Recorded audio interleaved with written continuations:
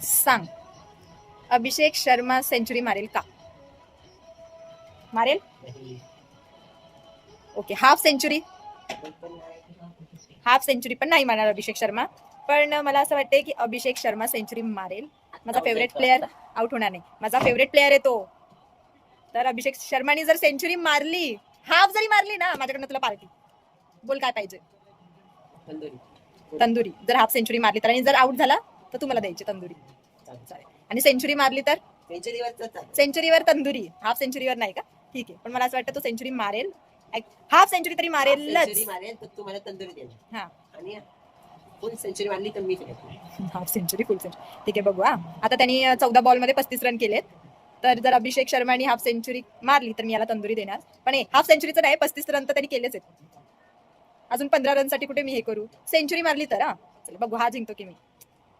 6 मारला, 6 म्हणजे 41 रन झालेत आता त्याचे.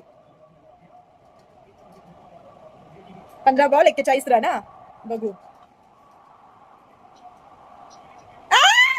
कॅच सुटली. आउट होणार होता आता. अरे अरे, हाफ पण नसती झाली. 4 लागला. बापरे.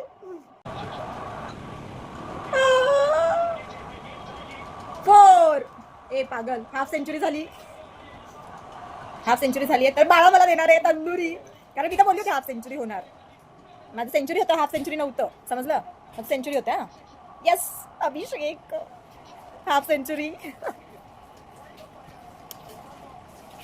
जब से तेरा रंग चढ़ गया, मन सवर गया, तेरे लिए मेरा इश्क बढ़ गया हो.